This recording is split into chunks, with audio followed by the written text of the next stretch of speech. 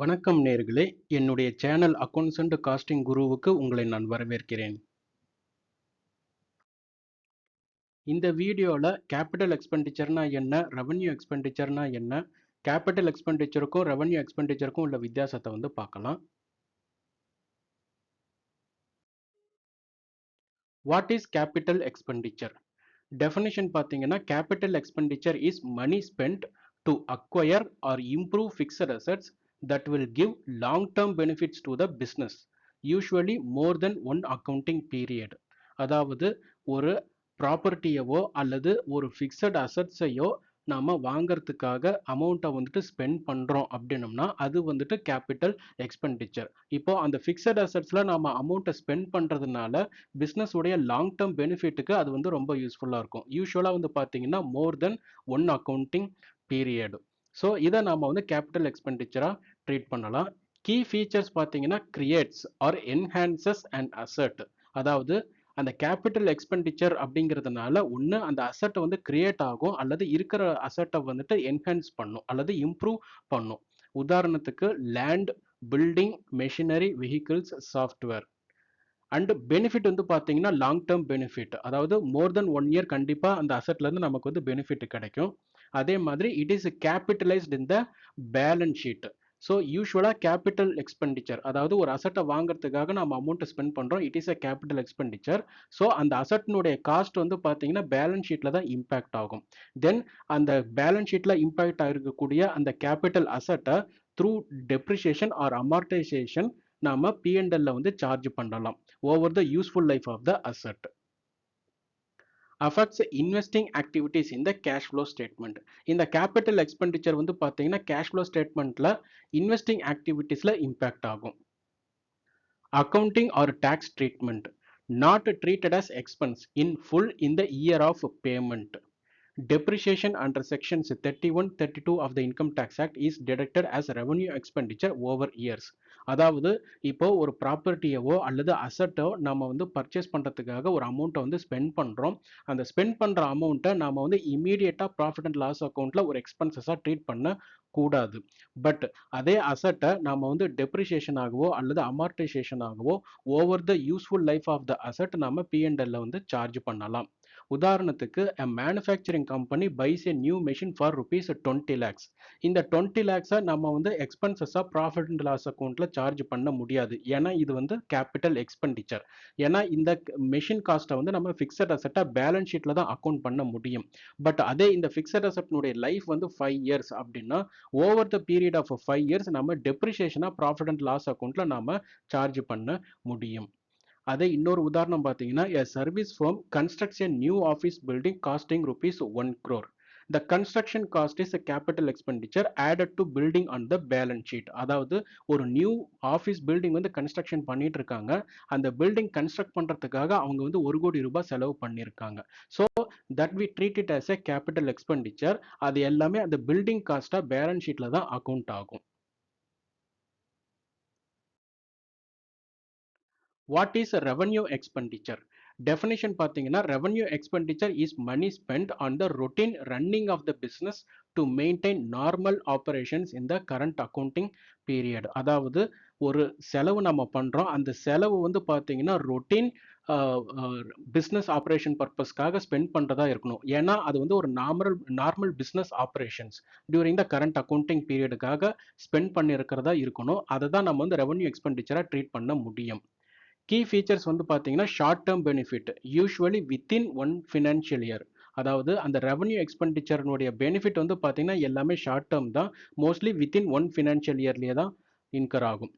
No asset created, it is expensed outright in the profit and loss account. அதாவது நம்ம spend பண்ணக்கூடிய amount பார்த்தீங்கன்னா எந்த ஒரு அசட்டையும் கிரியேட் பண்ணியிருக்காது. It is mainly incurred for routine business nature or routine business normal operation பர்பஸ்க்காக incur பண்ணியிருக்கிற அமௌண்ட். ஸோ அதை ப்ராஃபிட் அண்ட் லாஸ் அக்கௌண்ட்ல தான் நம்ம சார்ஜ் பண்ண முடியும். And then that expenditure is in recurring nature. Example rent, salaries, utilities, repairs cost, அது மாதிரி நிறைய எக்ஸ்பென்சஸ் இருக்கு. ஸோ இந்த எக்ஸ்பென்சஸ் எல்லாமே பார்த்தீங்கன்னா ரொட்டீன் பிஸ்னஸ் ஆப்ரேஷன் பர்பஸ்க்காக தான். ஸோ இது ஒரு கேபிட்டல் எக்ஸ்பெண்டிச்சரா ட்ரீட் பண்ண முடியாது. ரெவன்யூ எக்ஸ்பெண்டிச்சரா ப்ராஃபிட் அண்ட் லாஸ் அக்கௌண்ட்டை நம்ம சார்ஜ் பண்ணணும். தென் இந்த ரெவன்யூ எக்ஸ்பெண்டிச்சர் எல்லாமே கேஷ் ஃப்ளோ ஸ்டேட்மெண்ட்ல ஆப்ரேட்டிங் ஆக்டிவிட்டீஸ்ல தான் கிளாசிஃபை பண்ணுவாங்க. Accounting and tax treatment fully deductible in the year incurred subject to usual restrictions of the income tax act like section 37. அதாவது ரெவன்யூ எக்ஸ்பெண்டிச்சர் எல்லாமே நம்ம எந்த இயர்ல இன்கர் பண்ணிருக்கோமோ அந்த இயர்ல நாம டிடக்ஷனா கிளைம் பண்ணிக்கலாம். ஏன்னா அந்த ரெவன்யூ எக்ஸ்பெண்டிச்சர் எல்லாமே ப்ராஃபிட் அண்ட் லாஸ் அக்கௌண்ட்ல தான் நம்ம வந்து அக்கௌண்ட் பண்ண போறோம். There are some restrictions given by the income tax act which are covered under section 37. Apart from that, any other revenue expenditure அது எல்லாமே நாம fully deduct பண்ணிக்கலாம். fully profit and loss accountல revenue expenditure claim பண்ணிக்க முடியும். உதாரணத்துக்கு a company pays rupees 1 lakh per month as rent for its office premises. இப்போ office ப்ரீமிசஸை அவங்க வந்து வாடகைக்கு தான் எடுத்திருக்காங்க. ஸோ அதுக்காக அவங்க வந்து பர் மந்த் 1 லேக் வந்து ரெண்ட் பே பண்ணுறாங்க. ஸோ இது வந்து ஒரு பிஸ்னஸ் பர்பஸ்க்காக அவங்க இன்கர் பண்ணியிருக்கக்கூடிய அமௌண்ட். இப்போ அந்த ஆஃபீஸ் ரெண்ட் பே பண்ணுறதுனால அந்த ஆஃபீஸ் பில்டிங் வந்து பார்த்தீங்கன்னா it cannot be treated as a capital expenditure. ஏன்னா அங்கே வந்து அசட்டே கிரியேட் ஆக கிடையாது. அவங்க வந்து ரெண்டலுக்கு தான் அந்த ஆஃபீஸ் ப்ரீமிசஸை எடுத்திருக்காங்க. So it is treated as a revenue expenditure and it is straight away charged in the profit and loss account. அதே மாதிரி a firm pays rupees 50,000 monthly salaries to employees. இப்போ எம்ப்ளாயிஸ்க்கு கொடுக்கக்கூடிய சேலரி எல்லாமே வந்து ரெவன்யூ நேச்சர் தான். ஏன்னா இதெல்லாமே normal business ஆப்ரேஷன்ல in her ஆகக்கூடிய செலவுகள். ஸோ இதை ரெவன்யூ எக்ஸ்பெண்டிச்சரா தான் நம்ம வந்து ட்ரீட் பண்ண முடியும். ப்ராஃபிட் அண்ட் லாஸ் அக்கௌண்ட்ல தான் நம்ம அக்கௌண்ட் பண்ணணும்.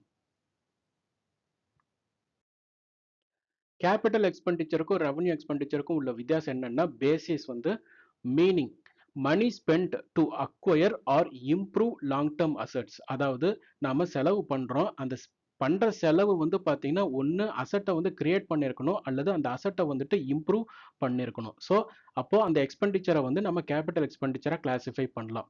பட் ரொட்டீன் பிசினஸ் ஆப்ரேஷன் அல்லது ரொட்டீன் பிசினஸ் ஆக்டிவிட்டிஸ்க்காக ஸ்பெண்ட் பண்றாங்க அப்படின்னா அதை ரெவன்யூ எக்ஸ்பெண்டிச்சரா தான் நம்ம ட்ரீட் பண்ணணும்.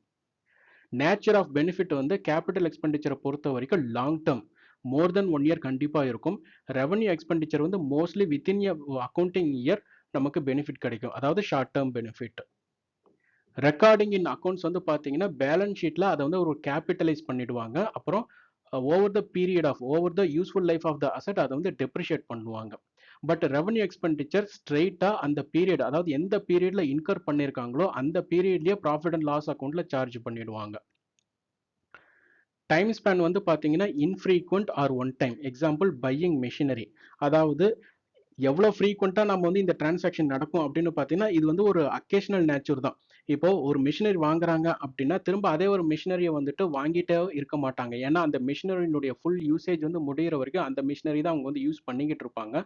ஃபார் எக்ஸாம்பிள் ஒரு மிஷினரி லைஃப் வந்துட்டு 5 இயர்ஸ் 10 இயர்ஸ் வருதுன்னா தென் த சேம் மிஷினரி அவங்க வந்து ஆஃப்டர் 5 இயர்ஸோ 10 இயர்ஸுக்கு அப்புறம் தான் அவங்க வந்துட்டு வாங்குவாங்க. ஸோ இதனுடைய நேச்சர் வந்து பார்த்தீங்கன்னா ஃப்ரீக்வெண்ட்டாக இருக்காது, அக்கேஷனலாக இருக்கும். பட் ரெவன்யூ எக்ஸ்பெண்டிச்சர் வந்து பார்த்தீங்கன்னா ரெக்கரிங் நேச்சர். அதாவது மாசம்னா அவங்க வாடகை பே பண்ணணும், சேலரி கொடுக்கணும், பவர் எலக்ட்ரிசிட்டி சார்ஜஸ் வந்து பே பண்ணணும், ரிப்பேர்ஸ் அண்ட் மெயின்டெனன்ஸ், இந்த மாதிரி வந்து நிறைய வந்து ரொட்டீன் பிஸ்னஸ் ஆப்ரேஷன்ல நடக்கக்கூடிய செலவுகள் எல்லாமே வந்து பார்த்தீங்கன்னா ரெக்கரிங் நேச்சர் தான். இம்பாக்ட் ஆன் ஃபினான்ஷியல் ஸ்டேட்மெண்ட்ஸ் வந்து பார்த்தீங்கன்னா பேலன்ஸ் ஷீட்ல வந்துட்டு அசட்டா அக்கௌண்ட் ஆகும். கேஷ் ஃப்ளோ ஸ்டேட்மெண்ட்ல அது இன்வெஸ்டிங் ஆக்டிவிட்டீஸ்ல கிளாசிஃபை பண்ணுவாங்க. அதே ரெவன்யூ எக்ஸ்பெண்டிச்சர் வந்துட்டு ப்ராஃபிட் அண்ட் லாஸ் அக்கௌண்ட் அல்லது இன்கம் ஸ்டேட்ல இம்பாக்ட் ஆகும்.